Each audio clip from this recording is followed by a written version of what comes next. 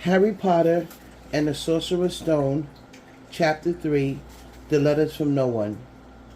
The escape of the Brazilian boa constrictor earned Harry his longest ever punishment. By the time he was allowed out of his cupboard again, the summer holidays had started and Dudley had already broken his new video camera, crashed his remote control airplane, and first time out on his racing bike, knocked down old Mrs. Frigg as she crossed Privet Drive on her crutches. Harry was glad school was over, but there was no escaping Dudley's gang, who visited the house every single day. Pierce, Dennis, and Malcolm, and Gordon were all big and stupid, but as Dudley was the biggest and the stupidest of the lot, he was the leader. The rest of them were all quite happy to join in Dudley's favorite sport, Harry hunting.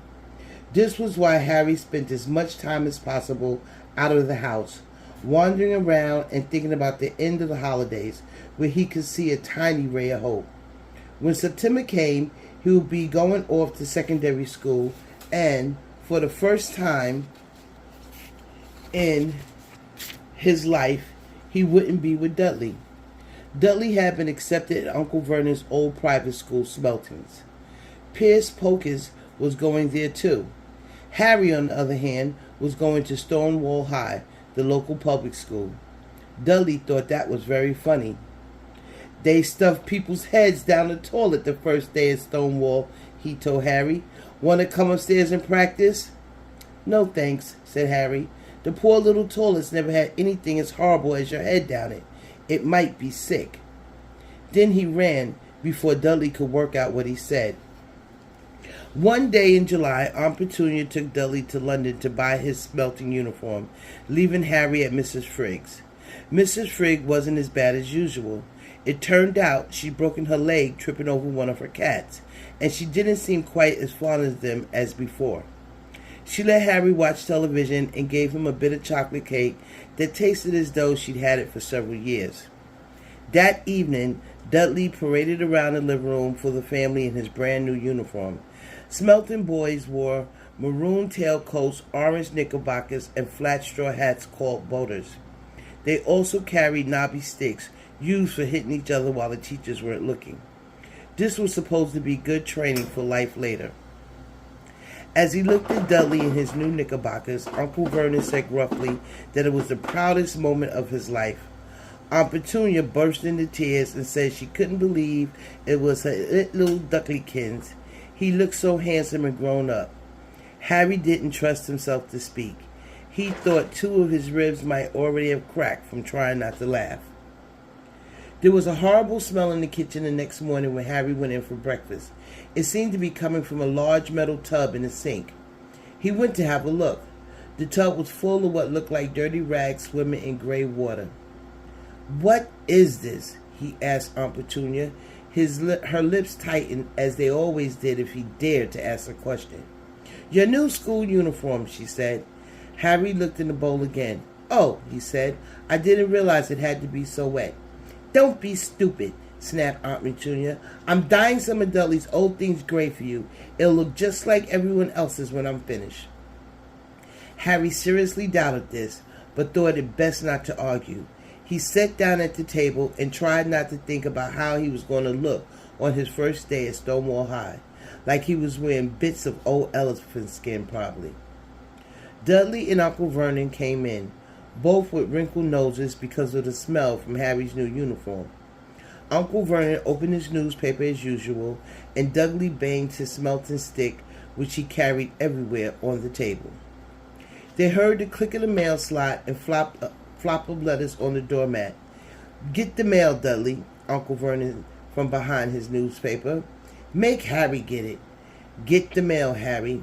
Make Dudley get it." "Poke him with your smelting stick, Dudley." Harry dodged the smelting stick and went to get the mail. 3 things laid on the doormat. A postcard from Uncle Vernon's sister Marge, who was vacationing on the Isle of Wight, a brown envelope that looked like a bill, and a letter for Harry. Harry picked it up and stared at it, his heart twangling like a giant elastic band.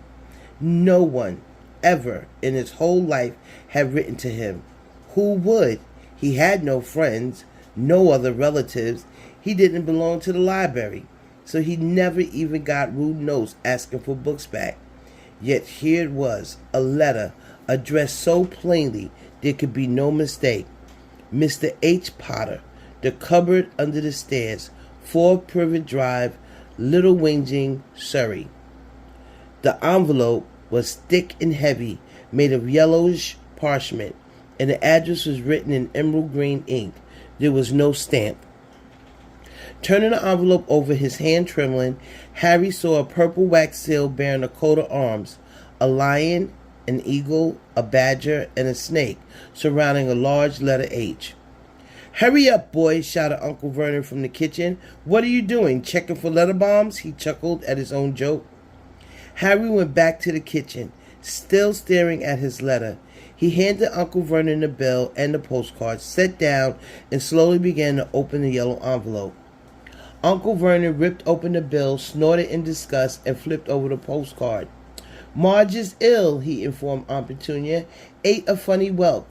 "Dad," said Dudley suddenly. "Dad, Harry's got something." Harry was on the point of unfolding his letter, which was written on the same heavy parchment as the envelope, when it was jerked sharply out of his hand by Uncle Vernon. "That's mine," said Harry, trying to snatch it back. "Who'll be writing to you?" sneered Uncle Vernon, shaking the letter open with one hand and glancing at it. His face went from red to green faster than a set of traffic lights, and it didn't stop there. Within seconds, it was grayish white of old porridge.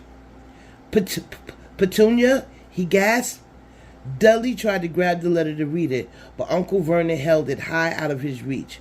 Aunt Petunia took it curiously and read the first line. For a moment, it looked as though she might faint. She clutched her throat and made a choking noise. "Vernon! Oh, my goodness! Vernon!" They stared at each other, seeming to have forgotten that Harry and Dudley were still in the room. Dudley wasn't used to being ignored. He gave his father a sharp tap on the head with his smelting stick. "I want to read that letter," he said loudly. "I want to read it," said Harry, "as it's mine." "Get out, both of you," croaked Uncle Vernon, stuffing the letter back inside its envelope. Harry didn't move. "I want my letter," he shouted. "Let me see it," demanded Dudley. "Out!" roared Uncle Vernon, and he took both Harry and Dudley by the scruffs of their neck and threw them into the hall, slamming the kitchen door behind them. Harry and Dudley promptly had a ferocious fight, but silent fight over who would listen at the keyhole. Dudley won, so Harry, his glasses dangling from one ear, lay flat on his stomach to listen at the crack between the door and the floor. "Vernon," said Aunt Petunia, as in a quivering voice, "look at the address. How could they possibly know where he sleeps? You don't think they've been watching the house?" "Watching, spying, might be following us," muttered Uncle Vernon wildly. "But what should we do, Vernon? Should we write back? Tell them we don't want?" Harry could see Uncle Vernon's shiny black shoes pacing up and down the kitchen. "No," he finally said. "No, we'll ignore it. If they don't get an answer, yes, that's best. We won't do anything. But I'm not having one in this house, Petunia. Didn't we swear when we took him in we'd stamp out that dangerous nonsense?" That evening when he got back from work, Uncle Vernon did something he'd never done before. He visited Harry in his cupboard. "Where's my letter?" said Harry the moment Uncle Vernon had squeezed through the door. "Who's writing me?" "No one. It was addressed to you by mistake," said Uncle Vernon. "I have burned it." "It was not a mistake," said Harry angrily. "It had my cupboard on it." "Silence!" yelled Uncle Vernon, and a couple of spiders fell from the ceiling. He took a few deep breaths and then forced his face into a smile, which looked quite painful. Yes, Harry. About this cupboard. Your aunt and I have been thinking. You're really getting a bit big for it. We think it might be nice if you moved into Dudley's second bedroom." "Why?" said Harry. "Don't ask questions," snapped his uncle. "Take this stuff upstairs now." The Dursleys' house had 4 bedrooms, one for Uncle Vernon and Aunt Petunia, One for visitors, usually Uncle Vernon's sister Marge, one where Dudley slept, and one where Dudley kept all his toys and things that wouldn't fit in his first bedroom. It only took Harry one trip upstairs to move everything he owned from the cupboard to his room. He sat down on the bed and stared around him. Nearly everything in here was broken. The month-old video camera was lying on top of a small working tank Dudley had once driven over the next-door neighbor's dog. In a corner was Dudley's first ever television set, which he put his foot through when his favorite program had been canceled. There was a large bird cage which had once held a parrot that Dudley had swapped at school for a real air rifle, which was up on a shelf with the ends all bent because Dudley had sat on it. Other shelves were full of books. They were the only things in the room that looked as though they'd never been touched. From downstairs came the sound of Dudley's bawling at his mother. "I don't want him in there. I need that room. Make him get out." Harry sighed and stretched out on the bed. Yesterday, he would have given anything to be up here. Today, he'd rather be back in his cupboard with that letter than up here without it.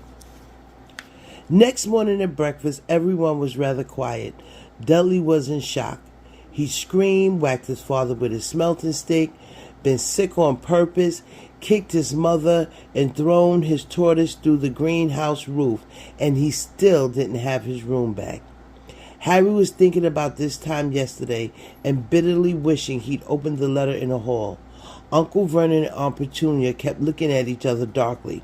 When the mail arrived, Uncle Vernon, who seemed to be trying to be nice to Harry, made Dudley go and get it. They heard him banging things with his smelting stick all the way down the hall. Then he shouted, "There's another one! Mr. H. Potter, the smallest bedroom, 4 Privet Drive." With the strangled cry, Uncle Vernon leaped from his seat and ran down the hall, Harry right behind him. Uncle Vernon had to wrestle Dudley to the ground to get the letter from him, which was made difficult by the fact that Harry had grabbed Uncle Vernon around the neck from behind. After a minute of confusing fighting in which everyone got hit a lot by the smelting stick, Uncle Vernon straightened up, gasping for breath, with Harry's letter clutched in his hand. "Go to your cupboard. Your bedroom," he wheezed at Harry. "Dudley, go. Just go." Harry walked around and around his new room. Someone knew he had moved out of his cupboard, and they seemed to know he hadn't received his first letter. Surely that meant they'd try again, and this time he'd make sure they didn't fail. He had a plan. The repaired alarm clock rang at 6 o'clock the next morning. Harry turned it off quickly and dressed silently. He mustn't wake the Dursleys. He stole downstairs without turning on any of the lights. He was going to wait for the postman on a corner of Privet Drive and get the letters for number 4 first. His heart hammered as he crept across the dark hall toward the front door. "Oh!" Harry leaped into the air. He trotted on something big and squashy on the doormat. Something alive. Lights clicked on upstairs, and to his horror, Harry realized that the big squashy something had been his uncle's face. Uncle Vernon had been lying at the foot of the front door in a sleeping bag, clearly making sure that Harry didn't do exactly what he'd been trying to do. He shouted at Harry for about half an hour, then told him to go and make a cup of tea. Harry shuffled miserably off into the kitchen, and by the time he got back, the mail had arrived right into Uncle Vernon's lap. Harry could see 3 letters addressed in green ink. "I want," he began, but Uncle Vernon was tearing the letter into pieces before his eyes. Uncle Vernon didn't go to work that day. He stayed at home and nailed up the mail slot. "See," he explained to Aunt Petunia through a mouthful of nails, "if they can't deliver them, they'll just give up." "I'm not sure that will work, Vernon." "Oh, these people minds work in strange ways, Petunia. They're not like you and me," said Uncle Vernon, trying to knock in a nail with a piece of fruitcake Aunt Petunia had just bought him. On Friday, No less than 12 letters arrived for Harry. As they couldn't go through the mail slot, they had been pushed under the door, slotted through the sides, and a few even forced through the small window in the downstairs bathroom. Uncle Vernon stayed home again. After burning all the letters, he got out a hammer and nails and boarded up the cracks around the front and back doors so no one could go out. He hummed, tiptoed through the tulips as he worked and jumped at small noises. On Saturday, things began to get out of hand. 24 letters to Harry found their way into the house, rolled up and hidden inside each of the 24 eggs that their very confused milkman had handed Opportunity through the living room window. While Uncle Vernon made furious telephone calls to the post office and the dairy trying to find someone to complain to, Opportunity shredded the letters in her food processor. "Who on earth wants to talk to you this badly?" Dudley asked Harry in amazement. On Sunday morning, Uncle Vernon sat down at the breakfast table looking tired and rather ill, but happy. "No post on Sundays," he reminded them cheerfully as he spread marmalade on his newspapers. "No damn letters today." Something came whizzing down the kitchen chimney as he spoke and caught him sharply on the back of his head. Next moment, 30 or 40 letters came pelting out of the fireplace like bullets. The Dursleys ducked, but Harry leaped into the air trying to catch one. "Out! Out!" Uncle Vernon seized Harry around the waist and threw him into the hall. When Opportunity and Dudley had run out with their arms over their faces, Uncle Vernon slammed the door shut. They could hear the letters still streaming into the room, bouncing off the walls and floor. "That does it," said Uncle Vernon, trying to speak calmly but putting great tufts out of his mustache at the same time. "I want you all back here in 5 minutes ready to leave. We're going away. Just pack some clothes, no arguments." He looked so dangerous with half his mustache missing that no one dared argue. 10 minutes later, they had wrenched their way through the boarded up doors and were in the car, speeding toward the highway. Dudley was sniffling in the back seat. His father had hit him round the head for holding him up while trying to pack his television, VCR, and computer in his sports bag. They drove, and they drove. Even Aunt Petunia didn't dare ask where they were going. Every now and then, Uncle Vernon would take a sharp left turn and drive in the opposite direction for a while. Shake 'em off, he would mutter whenever he did this. They didn't stop to eat or drink all day. By nightfall, Dudley was howling. He never had such a bad day in his life. He was hungry. He missed 5 television programs he'd wanted to see, and he'd never gone so long without blowing up an alien on his computer. Uncle Vernon stopped at last outside a gloomy-looking hotel on the outskirts of a big city. Dudley and Harry shared a room with twin beds and damp, musty sheets. Dudley snored, but Harry stayed awake, sitting on a windowsill, staring down at the lights of passing cars and wondering. They ate stale cornflakes and cold tinned tomatoes on toast for breakfast the next day. They had just finished when the owner of the hotel came over to the table. "Excuse me, but is one of you Mr. H. Potter? Only I got about 100 of these at the front desk." She held up a letter so they could read the green ink address. "Mr. H. Potter, room 17, Railview Hotel, Cokeworth." Harry made a grab for the letter, but Uncle Vernon knocked his hand out of the way. The woman stared. "I'll take them," said Uncle Vernon, standing up quickly and following her from the dining room. "Wouldn't it be better to just go home, dear?" Uncle Petunia suggested timidly hours later, but Uncle Vernon didn't seem to hear her. Exactly what he was looking for, none of them knew. He drove them into the middle of a forest, got out, looked around, shook his head, got back in the car, and off they went again. The same thing happened in the middle of a plowed field, halfway across a suspension bridge, and at the top of a multi-level parking garage. "Daddy's gone mad, hasn't he?" Dudley asked Uncle Petunia Dudley late afternoon. Uncle Vernon had parked at the coast, locked them all inside the car, and disappeared. It started to rain. Great drops beat on the roof of the car. Dudley sniffled. "It's Monday," he told his mother. "The great Humberto's on tonight. I want to stay somewhere with the television." Monday. This reminded Harry of something. If it was Monday, and you could usually count on Dudley to know the days of the week because of television, then tomorrow, Tuesday, was Harry's 11th birthday. Of course, his birthdays were never exactly fun. Last year, the Dursley had given him a coat hanger and a pair of Uncle Vernon's old socks. Still, you weren't 11 every day. Uncle Vernon was back and he was smiling. He was also carrying a long, thin package and didn't answer Aunt Petunia when she asked what he brought. "Found the perfect place," he said. "Come on, everyone out." It was very cold outside the car. Uncle Vernon was pointing at what looked like a large rock way out at sea. Perched on the top of the rock was the most miserable little shack you could imagine.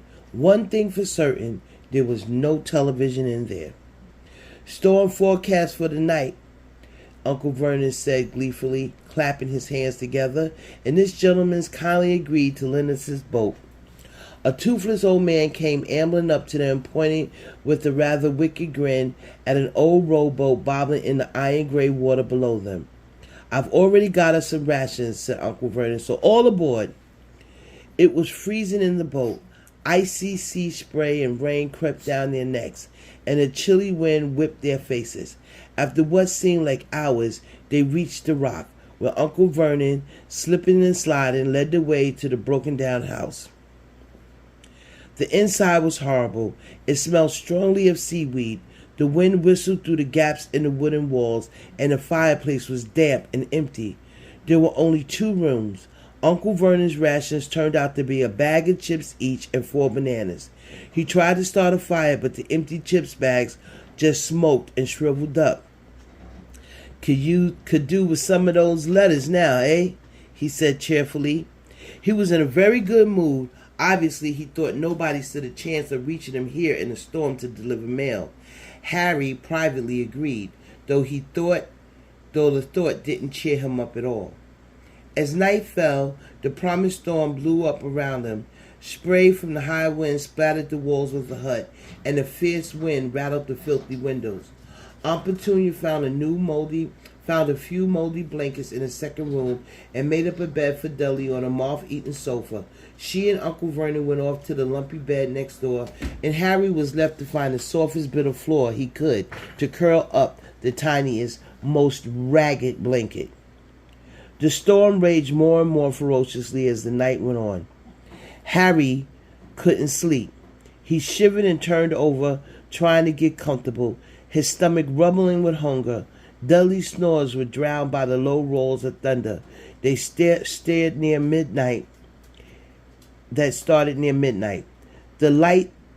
lighted dial of Dudley's watch, which was dangling over the edge of the sofa on his fat wrist, told Harry he'd been 11 in 10 minutes' time.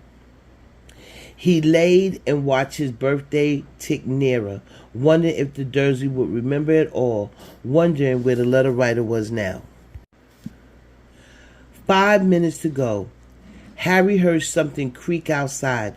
He hoped the roof wasn't going to fall in, although he might be warmer if it did. 4 minutes to go. Maybe the house in Privet Drive would be so full of letters when they got back that he'd be able to steal one somehow. 3 minutes to go. Was that the sea slapping hard on a rock like that? And 2 minutes to go. What was that funny crunching noise? Was the rock crumbling into the sea? 1 minute to go, and he'd be 11. 30 seconds. 20. 10. 9. Maybe he'd wake Dudley up just to annoy him. 3, 2, 1. Boom! The whole shack shivered, and Harry sat bolt upright, staring at the door. Someone was outside, knocking to come in.